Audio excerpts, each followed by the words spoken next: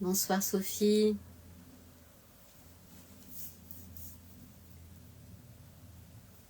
Hello Christelle.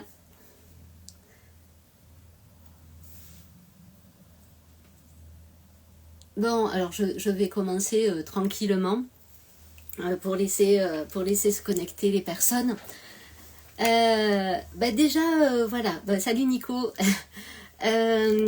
J'ai beaucoup lu cet été, beaucoup lu sur la rentrée littéraire. J'ai commencé. Alors j'espère que vous m'entendez bien. Dites-moi juste si vous m'entendez bien. Je vois pas. Ouais, vous me mettez un petit pouce si l'audio est bonne, je sais pas, voilà. Donc j'ai beaucoup lu, j'ai commencé à publier quelques chroniques, mais voilà, j'avais des questions, j'ai échangé avec certains d'entre vous, et je me suis dit que ça pourrait être bien peut-être de vous faire un petit retour sur les livres que j'ai lus, sur ce que j'en ai pensé, mes coups de cœur, mes déceptions, parce qu'il y en a eu aussi. Voilà. Euh, je me suis posé la question de comment j'allais procéder. Est-ce que j'allais faire par maison d'édition? Est-ce que j'allais faire dans l'ordre où je les avais lus? Et puis finalement, en reprenant un petit peu les différentes lectures que j'ai pu faire, je me suis rendu compte que dans cette rentrée littéraire, enfin moi j'ai trouvé un fil rouge. Quand j'ai repris un petit peu les différentes chroniques que j'avais pu rédiger, je me suis rendu compte qu'il y a quand même un sujet qui traverse toute la rentrée, qui est la transmission. Alors à la fois la transmission des traumatismes, la transmission des violences, la transmission des secrets, la transmission de l'histoire aussi. Voilà, vraiment un fil rouge qui a traversé un petit peu toutes mes lectures. Du coup, j'ai décidé plutôt de les prendre, ces lectures, par thème. Parce qu'il y a aussi de grandes thématiques qui ressortent. Des romans historiques, la guerre au sens large, l'exil, les violences intrafamiliales par exemple. Enfin voilà, pas mal de thèmes. Ce que je vous propose, c'est que du coup, je vais passer. L'idée, c'est pas de vous retenir des heures, parce que c'est pas le but. De passer quelques minutes sur chaque, enfin voilà, de passer rapidement sur chaque livre, sur chaque lecture, vous dire ce que j'en ai pensé, et puis voilà, si vous avez des questions ou autres, n'hésitez pas à vous exprimer, à me mettre un petit message, parce que l'idée, ce qui est sympa, c'est l'échange, justement. Voilà, le premier thème qui est beaucoup revenu dans mes lectures de cet été, c'est les violences intrafamiliales. Les violences aux femmes, les féminicides, les violences sur enfants. Et dans vraiment le premier livre que j'ai lu et qui m'a, voilà, ça a été un uppercut. Je sais qu'il y en a qui l'ont lu aussi et pour qui c'est un gros coup de cœur. C'est Lola va mourir de Victor Dumion aux éditions Calman Lévy. Alors pour en avoir échangé avec certains, il y en a qui m'ont dit « Oh là là, encore les violences faites aux femmes, encore les féminicides ». Oui, c'est vrai que c'est un sujet qui a été beaucoup traité déjà l'an dernier, qui est encore beaucoup traité cette année, mais celui-là, franchement, voilà, moi ça a été un énorme coup de cœur. Lola va mourir, on annonce la fin est annoncée dès le titre, c'est l'histoire d'une femme, Lola, qui sera victime d'un féminicide, ce qui est très original, enfin en tout cas très nouveau dans ce roman, c'est que l'histoire est racontée par deux hommes de sa vie, son fils d'abord, mais également par son bourreau. Et donc on remonte toute l'histoire de Lola, racontée par ces deux hommes, et c'est absolument époustouflant, enfin vraiment. C'est un langage qui est parfois assez dur, assez cru, mais en même temps, Lola, elle est d'un milieu social relativement bas, et c'est conforme à ce milieu finalement. je ne veux pas trop en dire sur ce livre. Moi, ce que je peux vous dire aussi, c'est que l'épilogue, vous prenez... Bon, déjà, à la fin du livre, même si on connaît la fin, ben, on prend une grande claque. Et l'épilogue, on prend une deuxième claque. Cet épilogue, je préfère rien en dire, je vous laisse le découvrir. Mais vraiment, vraiment, c'est vraiment un très très beau roman de cette année et dont je pense qu'on va entendre parler. Sur le même sujet, toujours sur un féminicide mais complètement différent, c'est le livre d'Anaïs Yobé, Ce qui nous frappe, aux éditions Les Léonides, qui est une nouvelle maison d'édition qui a à peine un an et qui fait vraiment des livres vraiment géniaux. Là, on est sur un autre versant. C'est encore l'histoire d'une femme, c'est l'histoire qui est basée sur un suicide forcé. Le suicide forcé, moi je ne connaissais pas cette appellation. C'est un délit qui a été introduit dans le Code civil il y a quelques années, qui consiste qui est vraiment, voilà, quand une femme est poussée au suicide par le harcèlement de son conjoint, par la violence de son conjoint. Alors c'est vrai que factuellement il n'est pas coupable de sa mort, mais il peut être tenu coupable auprès des tribunaux.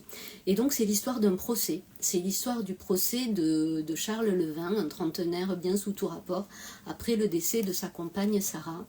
Et ce procès, il est raconté, mais vraiment au plus près, c'est 3 jours de ce procès, vu à travers les yeux des jurés, des assesseurs, des témoins, des spectateurs, enfin des personnes dans la salle.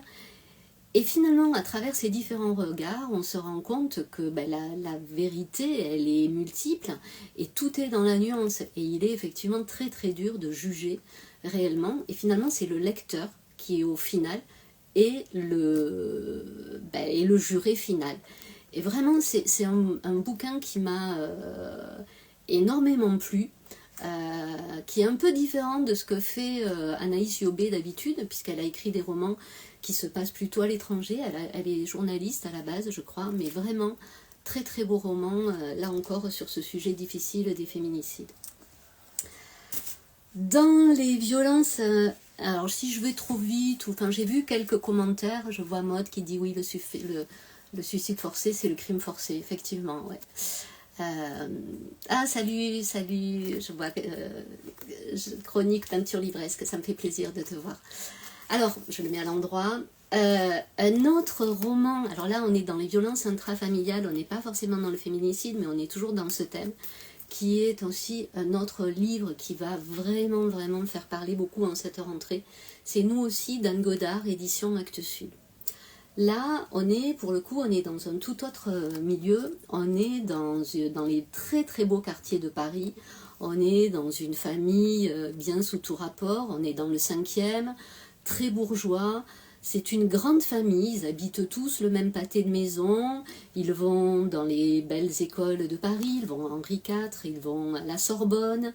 C'est un milieu très fermé. On vit vraiment dans l'entre-soi, entre cousins, entre oncles, tantes.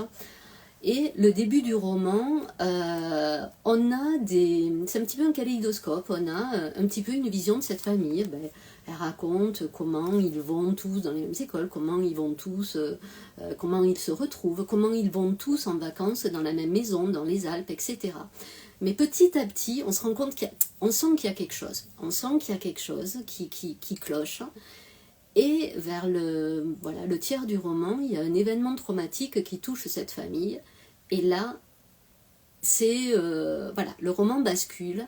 Et là, on se rend compte que effectivement, il y a quelque chose qui est caché et qui est absolument assez terrible. Le deuxième tour déjà le sujet est très fort. Et le deuxième tour de force de ce roman, c'est le style. Moi, en fait, tout le roman est écrit avec le pronom « on ». On vivait dans les beaux quartiers, on allait dans les mêmes écoles. Et ce « on » qui est finalement très très peu utilisé en littérature d'habitude, devient un tour de force, parce que c'est un « on » collectif qui les enferme tous, c'est un « on » qui va, aussi diluer les responsabilités au sein de cette famille, et c'est un « on » duquel la narratrice va chercher à s'extraire pour passer au jeu finalement. Et vraiment, vraiment... Enfin, voilà, je vous le recommande chaleureusement parce que c'est vraiment un très très beau roman, tant sur le fond que sur la forme, et je suis sûre qu'il va beaucoup faire parler. Toujours et enfin, voilà, dernier... Alors, sur ce même sujet, là, j'ai pas le livre parce que je l'ai prêté. On a le bouquin de Julia Carninon, le dernier des Wilberforce, qui là aussi parle de, voilà, de dysfonctionnement familial. Et vraiment, moi je l'ai beaucoup aimé. J'ai retrouvé la Julia Carninon de Liv Maria. Elle m'avait un peu déçue sur les autres romans, mais alors là, j'ai vraiment été complètement happée. Étonnamment, là, son héros est un homme. C'est nouveau, d'habitude, c'est toujours des portraits de femmes. C'est un jeune homme, un trentenaire, qui reçoit une invitation de sa mère à venir à une fête familiale sur la presqu'île. Un endroit où il a passé où ils ont passé où ils ont passé toute leur enfance. Un lieu qu'il a finalement déserté suite à un drame qui est survenu pendant un été. Et lors de cette fête familiale, va se passer quelque chose. Franchement, c'est... Voilà. Alors je sais que ce livre, il n'a pas plu à tout le monde. Moi, je le trouve vraiment très très bon. Alors je vois, ouais, t'avais Jeanne qui dit, t'avais laissé sur ta fin, Liv Maria. Non, là franchement, à la fin, on boucle vraiment. Enfin, moi, je l'ai trouvé... la construction est hyper intéressante parce qu'au départ, on a des flashbacks sur justement l'enfance de ce jeune. Mais la fin, elle surprend et franchement, elle est top. Dernier sur ce thème, c'est un livre, alors, Tuer le vieux. C'est une primo-romancière, Daria Marz. Et moi, c'est une déception. Alors, celui-là, Tuer le vieux, donc c'est une jeune femme qui, on comprend très vite, elle est dans la vingtaine, et elle a subi enfant des violences de la part de son grand-père. Et elle décide effectivement d'aller tuer le vieux. Alors le tuer, est-ce qu'elle veut le tuer au sens propre? Est-ce qu'elle veut le tuer au sens figuré? Les premières pages, moi, elles m'ont époustouflée. Franchement, j'ai dit, c'est vraiment une nouvelle voie. C'est moderne. Mais très vite, voilà, moi ça n'a pas fonctionné. Alors ça n'a pas fonctionné pour plusieurs raisons. Parce que moi j'ai trouvé le langage très très très cru, très vulgaire. Il y a un peu de ça dans Lola va mourir, mais dans Lola va mourir, pas à ce point, franchement. Il y a aussi une scène qui est hyper explicite, moi qui m'a mise hyper mal à l'aise. Mais voilà, bon, moi il m'a pas touchée et justement toute cette violence m'a mis à distance. Voilà, et la fin, je l'ai trouvée, voilà, je m'attendais à une fin je suis allée au bout, je m'attendais à une fin un peu plus forte, voilà. Bon, moi ça a été un rendez-vous manqué, il en faut. Mais je sais qu'il fait partie, il y en a qui l'ont beaucoup aimé, je sais qu'on va en entendre parler aussi.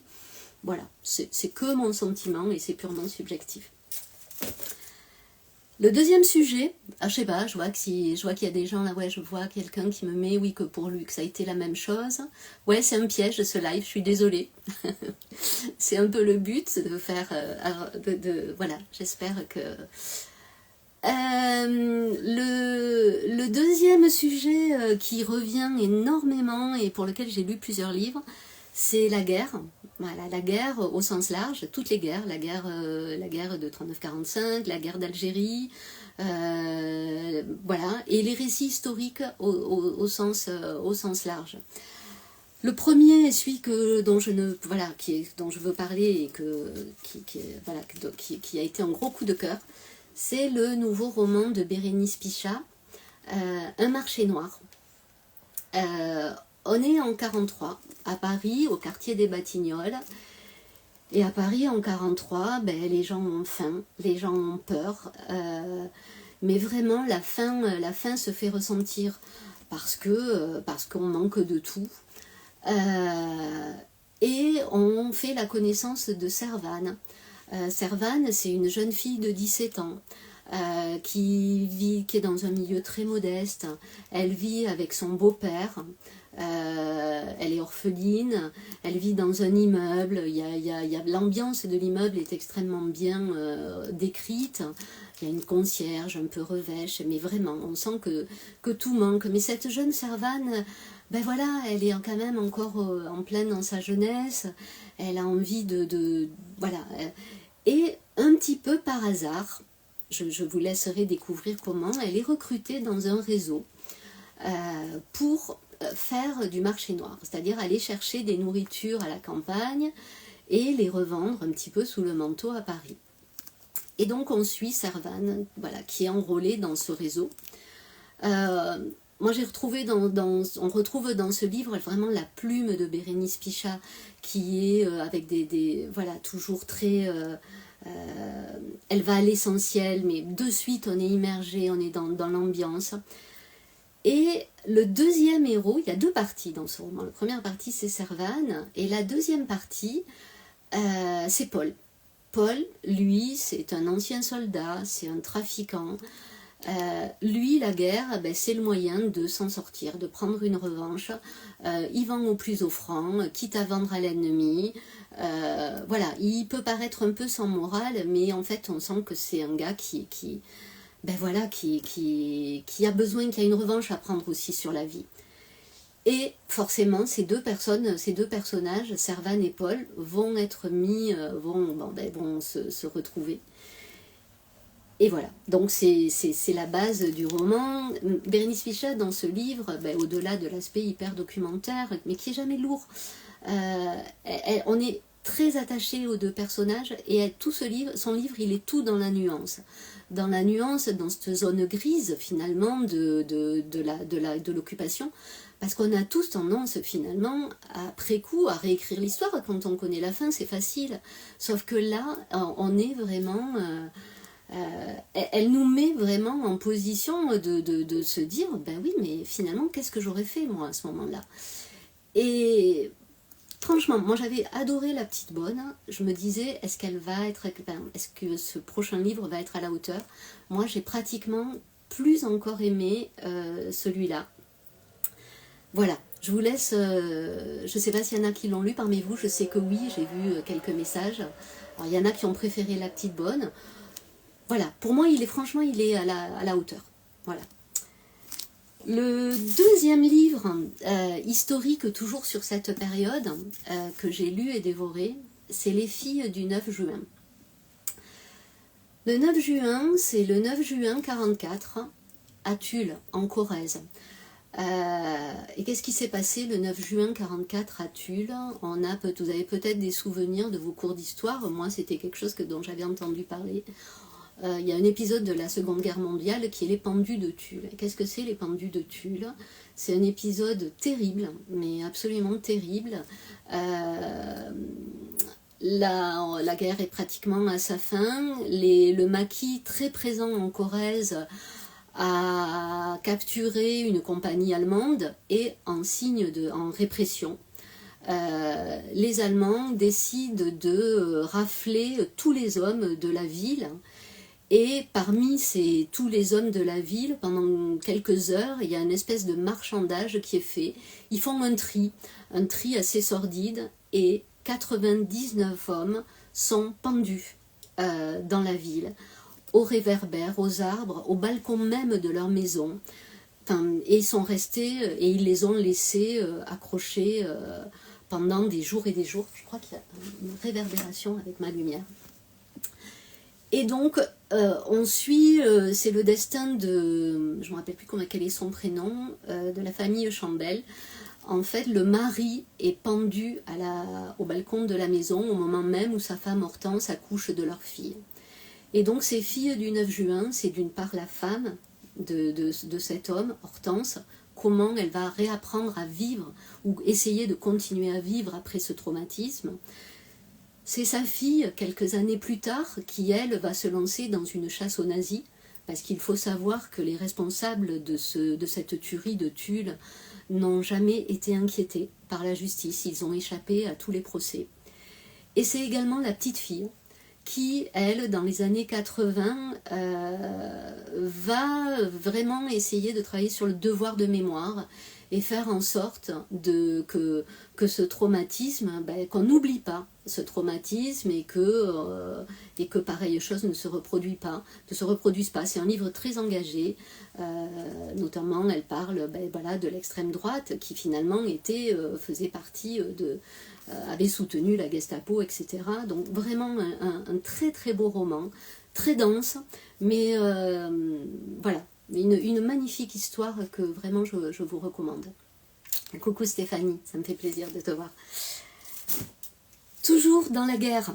Là, pour le coup, là, on passe à la guerre d'Algérie. Ça, c'est un roman paru chez Segers, Halte au feu, de Stéphane Giusti. Moi, je ne l'ai pas lu, mais c'est un auteur qui a déjà publié un roman, Le Juif rouge, dont j'ai beaucoup entendu parler et qui me fait très envie. Là, on part aussi d'une date, le 26 mars 62. On est à Alger, rue d'Isly. Et qu'est-ce qui s'est passé le 26 mars 62 ? On est quasiment à la fin de la guerre. On est une semaine après la signature des accords d'Évian. Et une manifestation est organisée en plein cœur d'Alger. Voilà, qui doit se tenir l'après-midi. Et on suit sur une journée, du matin jusqu'au soir, 5 personnages. Un gendarme, une fille de commerçant, un militant communiste, un membre de l'OAS, je ne me rappelle plus quel est le 5e, et on va les suivre pendant toute cette journée jusqu'à cet événement qui s'est produit rue d'Isly, qui est une fusillade pendant laquelle, je ne me souviens plus quel est le nombre de personnes qui ont été tuées, enfin ça a été dramatique. Et ce roman, ce qui est génial, c'est que finalement, en ayant les points de vue de personnes hyper différentes, on est complètement... voilà, ça permet d'avoir tous les points de vue et c'est absolument brillant. Enfin, moi, franchement, je l'ai dévoré. Il n'y a qu'à voir le nombre de post-it que j'ai mis. C'est le seul livre que publient les éditions Segers cette rentrée et franchement, moi, je vous le recommande chaleureusement. Toujours sur la guerre d'Algérie, Le garçon ébloui. Alors ça c'est un court roman, il fait je ne me rappelle plus, 130 pages je crois. C'est paru chez Gallimard et c'est de Xavier Leclerc. Le garçon ébloui, c'est Sébastien. Sébastien, c'est un jeune appelé du contingent qui fait sa guerre, il est instituteur, il est appelé,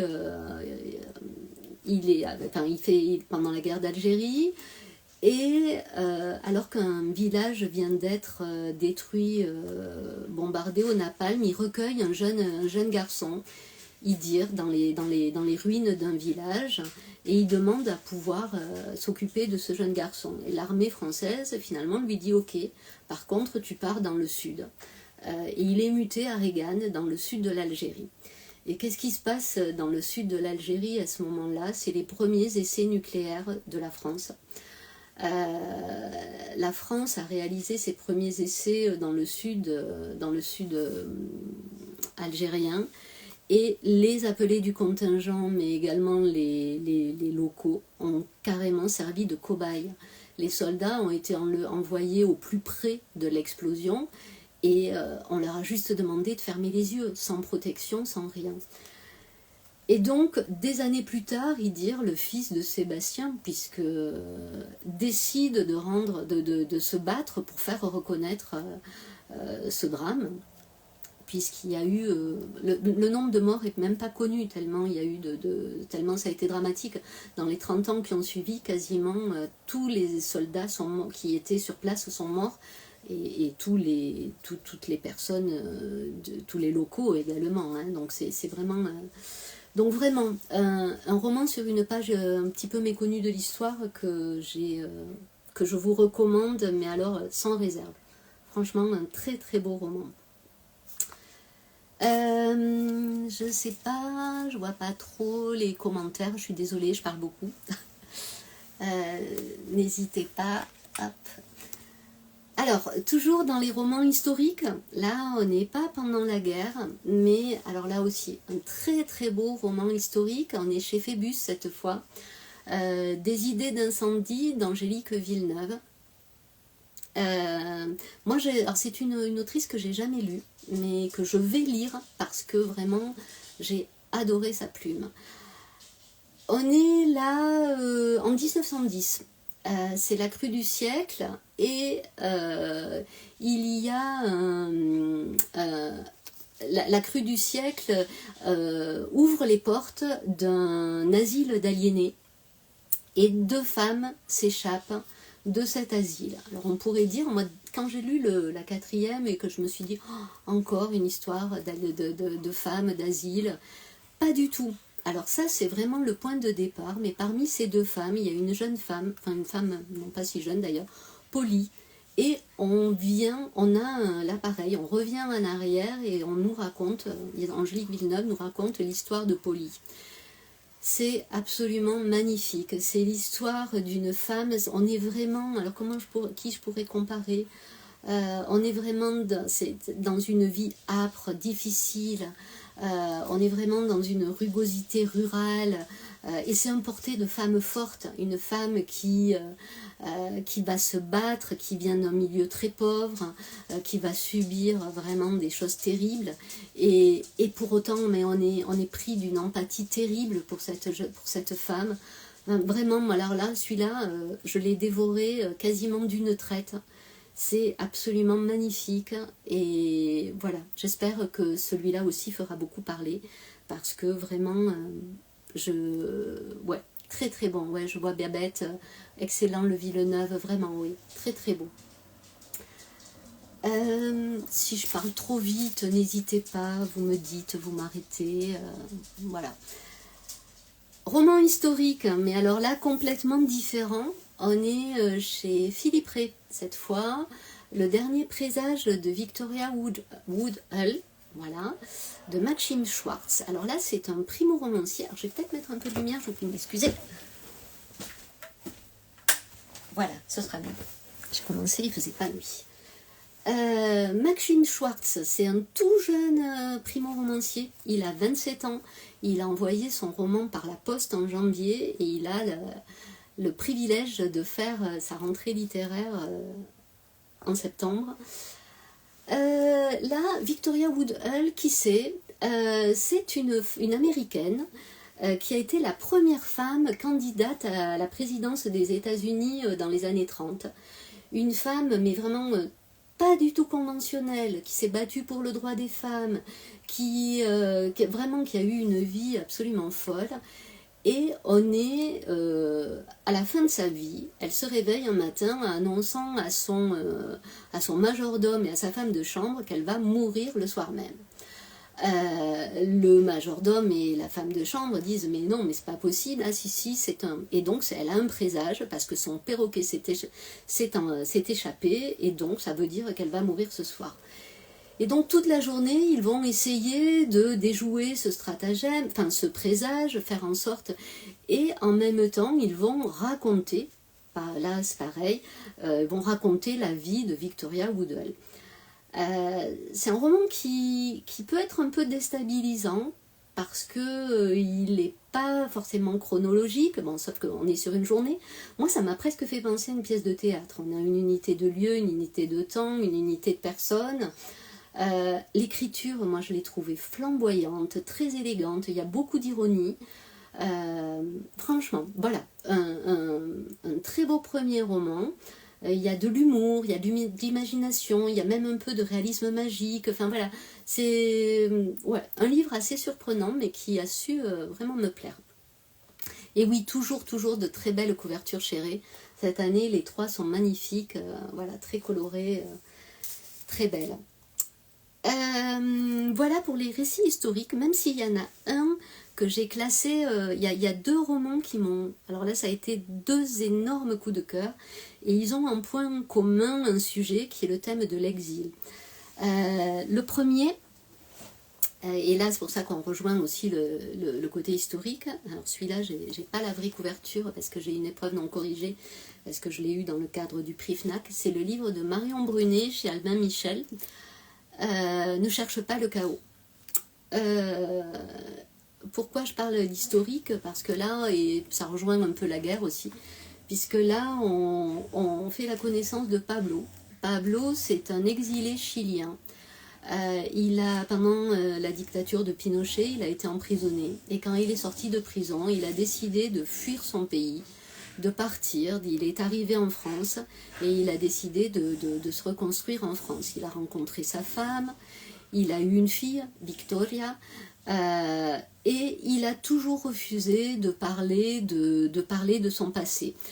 Sa protection, ça a été de taire tout ce qu'il avait vécu, à la fois les traumatismes, les horreurs de la prison, pourquoi il a été enfermé, pour protéger les siens, protéger sa fille. Il n'a jamais voulu en parler, sauf que voilà, à 18 ans, sa fille part, il ne sait pas où, et très rapidement, il apprend que sa fille est partie au Chili. Parce que, comme son père ne veut pas lui parler de son histoire, elle décide de partir au Chili pour elle aller à la recherche de son histoire. Et là, par des flashbacks, on va petit à petit, Pablo va nous raconter son histoire, il va nous expliquer, alors il y a un lien filial, une histoire d'amour entre un père et sa fille absolument magnifique. Il y a des pages sur la poésie chilienne, sur comment la poésie l'a aidé à tenir même pendant sa détente. C'est absolument magnifique, sur Neruda, sur Victor Jara. Et là, il y a vraiment la question de la transmission. Est-ce que finalement, on protège les siens en ne disant rien de son passé, ou est-ce qu'au contraire, il faut le dire pour s'en délivrer? Vraiment, c'est une question centrale et qui est absolument bouleversante. C'est extrêmement romanesque. On est complètement enveloppé dans cette histoire. Enfin, vraiment, gros coup de cœur. Voilà.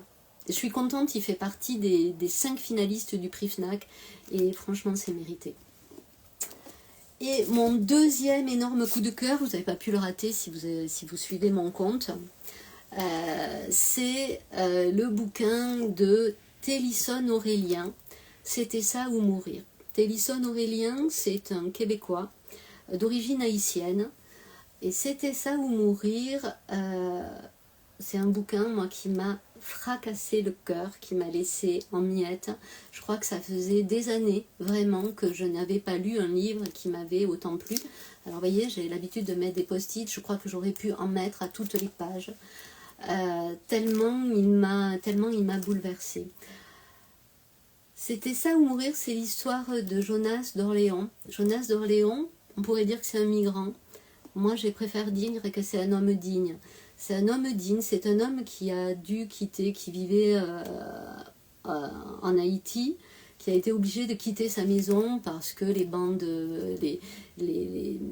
on a mis le feu à sa maison, enfin voilà, il y avait des violences, enfin il a été obligé de tout quitter.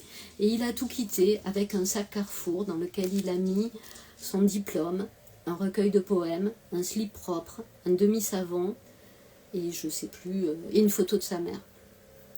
Et avec son sac Carrefour, il part. Il part et pendant des mois et des mois, il va passer de pays en pays, il va faire plus de 12 000 kilomètres jusqu'à finalement, arriver au Québec. Et c'est le récit de son exil, c'est le récit de son épopée, de son odyssée, je devrais dire. C'est absolument bouleversant. Il y a tout est beau. Alors, on pourrait dire, avec un sujet comme ça, on pourrait se dire, ça va être un bouquin plombant.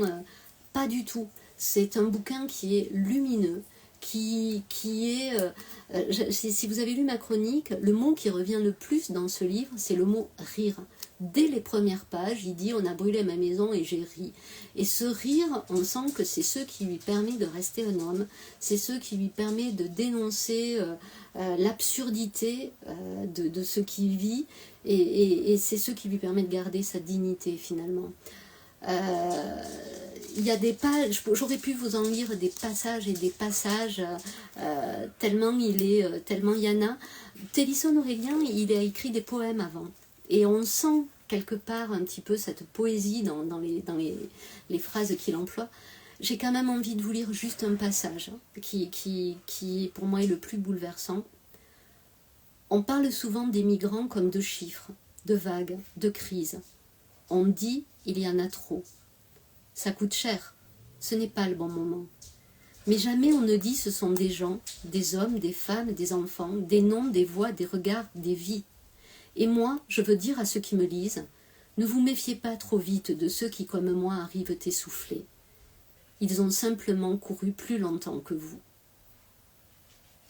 Voilà, enfin moi je rien que là de le relire, j'en ai encore la chair de poule. Enfin vraiment, je vous le recommande. Il fait aussi partie des... Il est sur plusieurs listes de prix, il est aussi dans les finalistes du prix FNAC et dans d'autres d'ailleurs.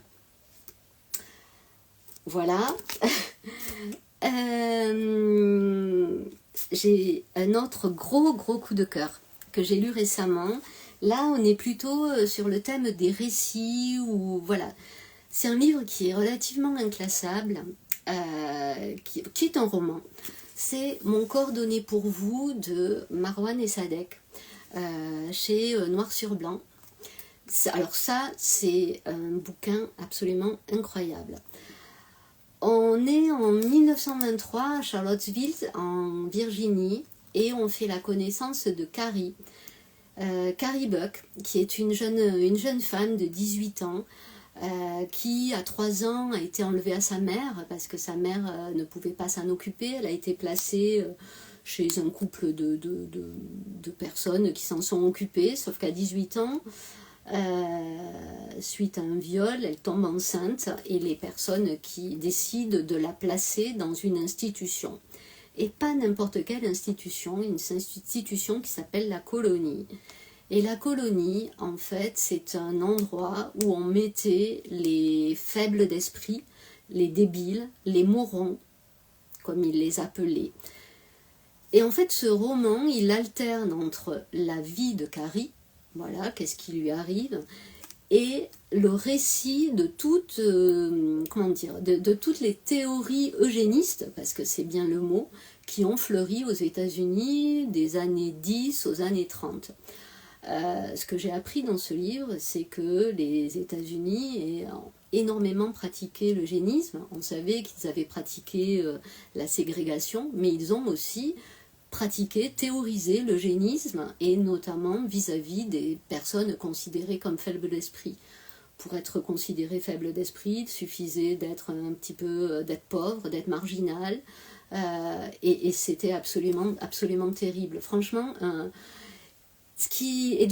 voilà, elle va parler d'eugénisme, il va parler, moi ce que j'ai appris aussi dans ce livre, c'est que c'est les États-Unis qui ont utilisé en premier les chambres à gaz. C'est glaçant, c'est absolument révoltant.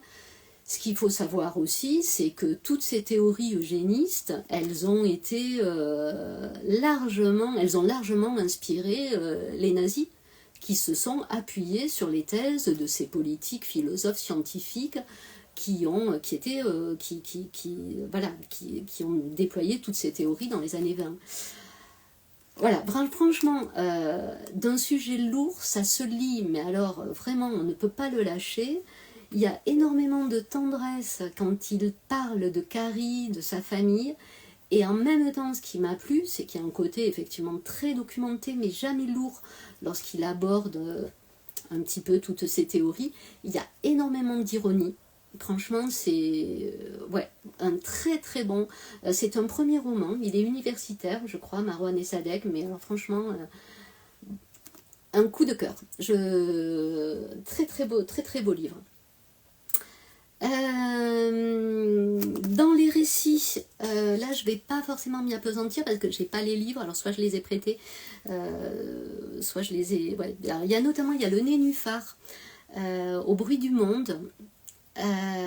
C'est un... Le Nénuphar, là aussi on est sur un récit. C'est une jeune femme qui, alors qu'elle a 18 ou 20 ans, elle a deux frères et sœurs, ils sont triplés. Elle se rend compte, elle pose la question, alors non pas à ses parents, mais à sa grand-mère. On est dans les années 80. En fait, ils sont nés d'une FIV. Et elle dit, mais pourquoi une FIV, alors que c'était franchement pas encore dans les mœurs, enfin, on était encore au tout début. Et la grand-mère décide de lui raconter pourquoi il y a eu, et en fait le pourquoi, c'est qu'il y a un secret qui a été gardé dans la famille. Le père de cette jeune femme a été victime d'un scandale sanitaire. Alors, faut pas trop en dire, mais bon, on peut le dire quand même parce qu'on le sait très vite. Autant c'est le Distilbène, autant on est au courant de tout ce qui a pu, des effets du Distilbène sur les femmes, autant les effets sur les jeunes garçons et sur les hommes, moi je ne les connaissais pas. Et pourtant, il y a eu aussi des effets. Et donc son père a eu, a eu des problèmes. Et donc elle vient raconter l'histoire à la fois de la naissance de son père, tout le cheminement qu'il y a pu y avoir, médical et autres. Et il y a une phrase très forte qui est reprise sur la 4e, et elle dit qu'elle a voulu rendre la dignité à son père à travers ce livre. Et vraiment, un livre très touchant, très beau, qui là pour le coup aussi, on est à mi-chemin entre le roman, le récit, mais voilà, un livre très intéressant. Et dans les récits aussi, et là c'est pareil, je ne l'ai pas avec moi, c'est un livre de la série Ma nuit au musée, et c'est le bouquin de Jean-Baptiste Delamo. Jean-Baptiste Delamo, on connaît le romancier, on connaît le romancier à succès, et il a été, donc la directrice de collection de La nuit au musée lui a proposé de participer. Et il a d'abord demandé à aller voir les Goya au Prado.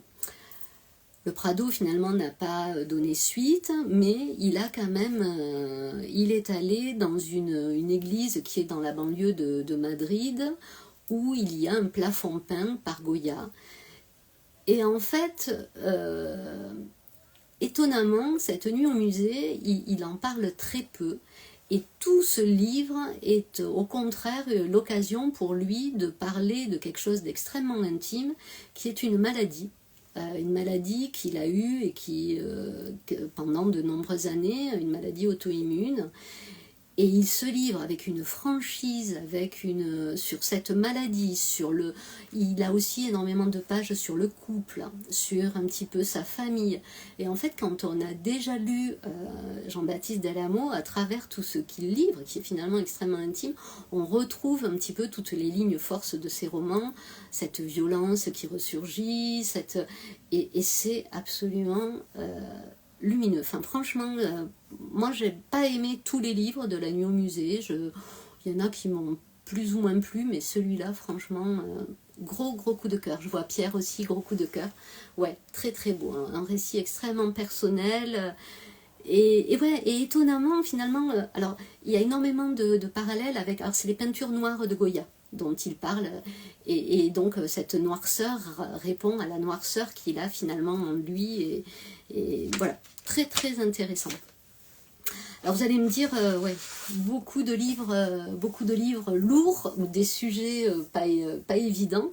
Heureusement, j'ai lu quand même aussi des livres beaucoup plus légers, j'allais dire, presque jubilatoires, et je ne peux pas passer à côté du Palais de Désérable. Après toutes ces heures passées dans les guerres, dans les récits un peu difficiles, ça a été, mais l'image est facile, mais ça a été un petit peu une coupe de champagne, là, ça a été les bulles qui sont arrivées, puisque là, on est dans quelque chose d'extrêmement romanesque, de quelque chose qui... c'est l'histoire d'Haroun. Haroun, c'est un jeune Indien qui, à l'âge de 8 ans, il a grandi dans un bidonville de New Delhi. Et à 8 ans, il est adopté par un couple de bourguignons, c'est des restaurateurs, qui, en l'an 2000, l'amènent en Bourgogne. En Bourgogne, sa meilleure amie, c'est la fille d'un vigneron à succès. Et avec cette petite fille, il va grandir au milieu des vignes, au milieu du vin. Et complètement par hasard, lors d'une soirée dans le vignoble, il goûte une coupe de vin. Et là, c'est la révélation. À travers, là, tout d'un coup, il découvre tous les arômes, c'est vraiment une révélation, et en fait, Haroun, il a un palais absolu. Comme on a des gens qui ont l'oreille absolue, lui, il a un palais absolu. Il est capable de reconnaître n'importe quel vin, n'importe quelle année, la qualité du sol, le bois dans lequel le vin a été élevé. Enfin bon. Et dès le début du livre, on sait qu'Haroun, quelques années plus tard, devenu adulte, est en prison. Et donc, qu'est-ce qui s'est passé pour que Haroun se retrouve en prison? C'est absolument... ouais, franchement, moi je me suis régalée. Il y a du Comte de Monte Cristo, on pense au parfum de Susskind, on pense à un petit peu tout l'élan romanesque là de Luca di Fulvio. Enfin vraiment, c'est un livre dans lequel moi j'ai pris beaucoup de plaisir. Si je devais trouver une petite réserve, par moment, j'ai trouvé qu'il en faisait un peu trop dans le côté un peu, comment dire, documentaire sur le vin. Je l'entendais hier à la radio, il disait qu'il n'y connaissait rien, qu'il a beaucoup lu. Il a voulu beaucoup en mettre dans le livre. Par moments, c'est presque fiche Wikipédia sur... Ça m'a parfois un peu, voilà, un peu agacée, mais franchement, j'ai pas boudé mon plaisir. Et ça m'a pas empêché de prendre un grand plaisir à cette lecture. Il y a des petits clins d'œil aussi à des auteurs qui connaissent, il y a des clins d'œil à Miguel Bonnefoy, il y a des clins d'œil à Étienne Kern, enfin voilà. Ouais, franchement, un livre qui fait du bien et qui, pour le coup, est un peu plus léger, tout en étant romanesque, et puis bon, la plume de Désérable qui est quand même toujours très bonne. J'ai lu très peu de romans étrangers, pour autant j'en ai lu un. Les Brebis Écarrées, chez De Noël, de Madeleine Cash. Alors, autant il peut m'arriver très facilement, moi je suis facilement émue, il peut m'arriver des fois d'avoir presque les larmes aux yeux quand je lis un roman, autant rire en lisant un roman, ça m'arrive pas souvent. Et là, j'ai éclaté de rire à de plusieurs reprises. C'est complètement déjanté, c'est la famille Flynn. La famille Flynn, c'est une famille complètement dysfonctionnelle. Le père et la mère tombent amoureuses du voisin, demande à son mari à ce qu'il soit libéré, qu'il pratique l'amour libre. Les filles font n'importe quoi. Alors au début, on se dit mais ça va beaucoup trop loin, ça part dans n'importe quoi. Et finalement, c'est beaucoup plus profond qu'il n'y paraît. Parce qu'il y a une critique assez voilà, qui est à peine voilée de la société américaine actuelle, mais surtout voilà, c'est très léger, ça fait beaucoup de bien, c'est drôle, ouais. Il y a même un moment presque on part dans l'enquête policière parce qu'il se passe quelque chose dans la société du père et on essaye de savoir.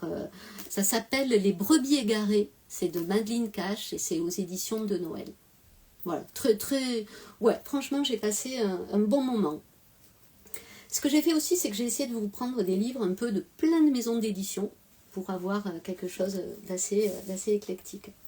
Un autre bouquin très léger aussi, là c'est un observatoire, ça s'appelle Entre mille eaux, c'est Lucille Moyano, je crois que c'est un premier roman aussi.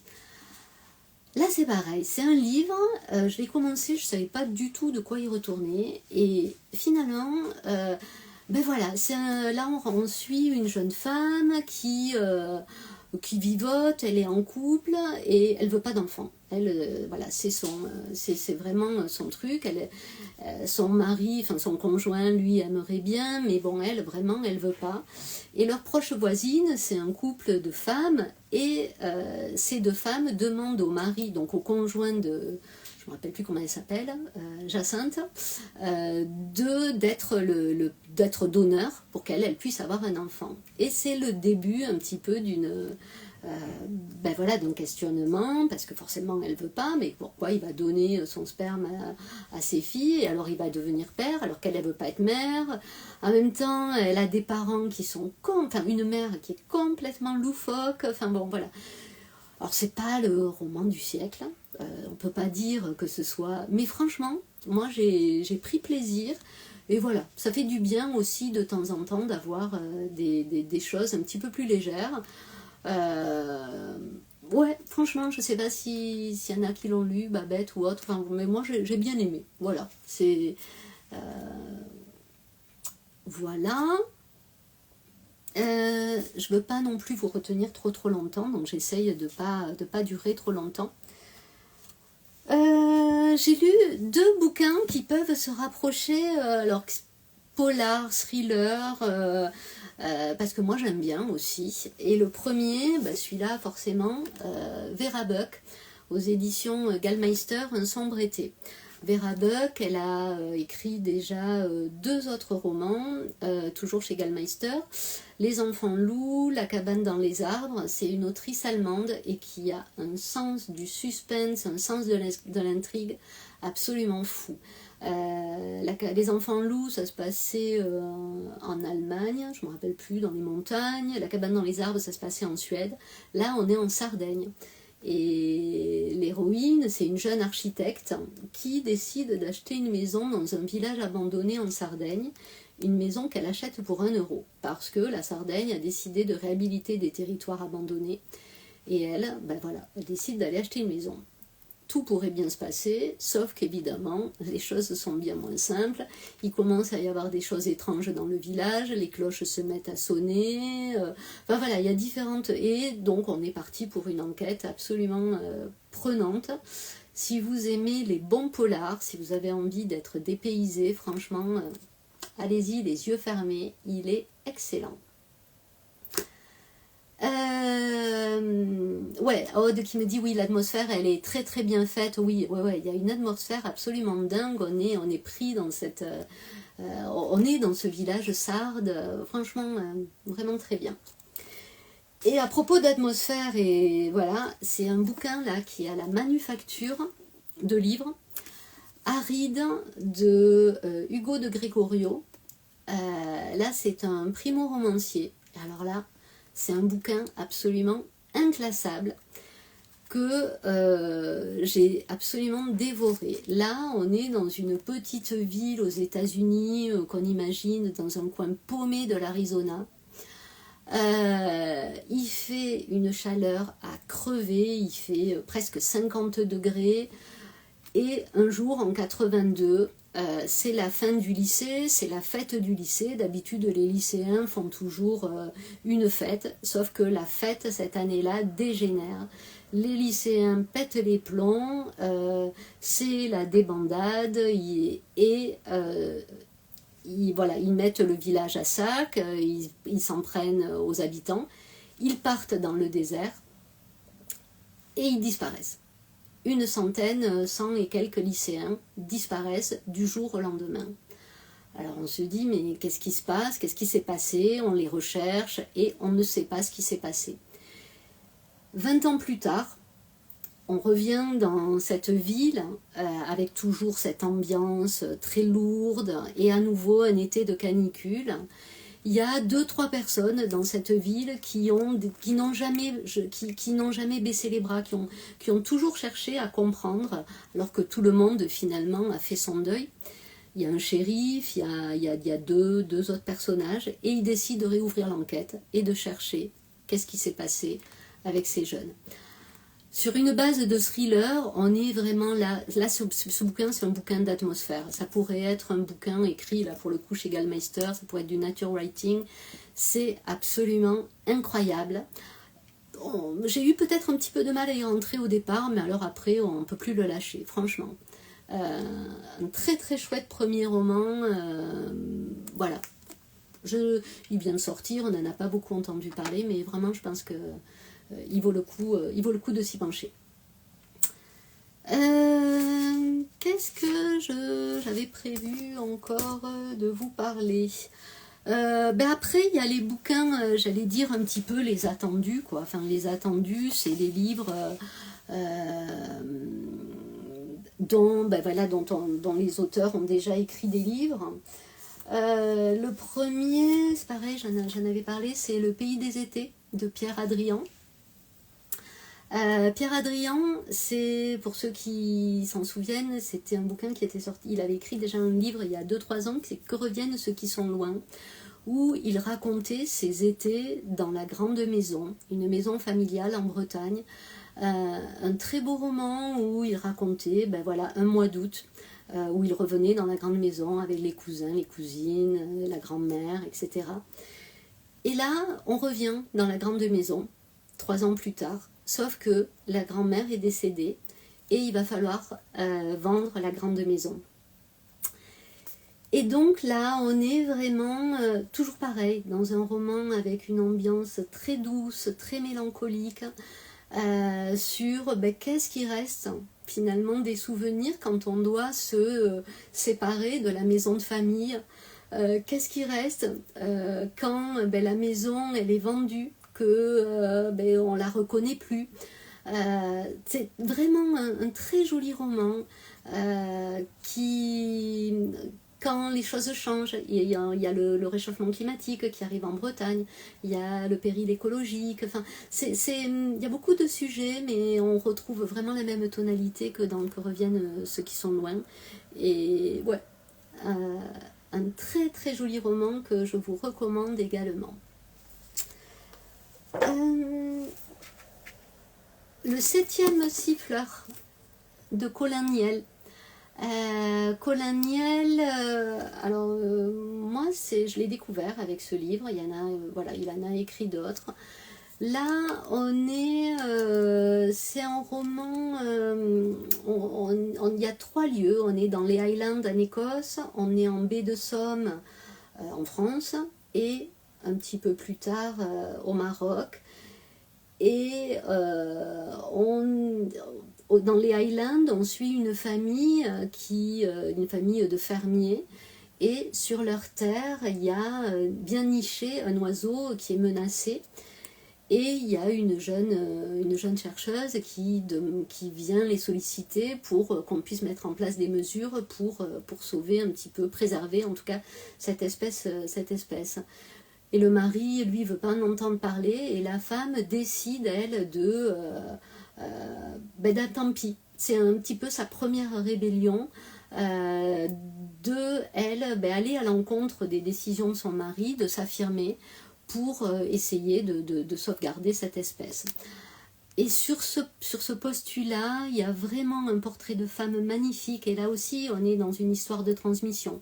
Parce qu'il y a un fils dans cette famille qui prendra parti soit pour son père, soit pour sa mère.